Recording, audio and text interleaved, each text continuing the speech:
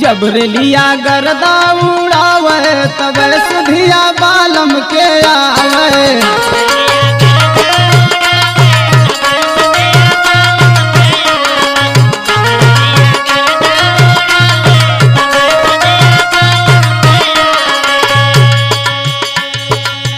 बालम के आवे हो बालम के आवे।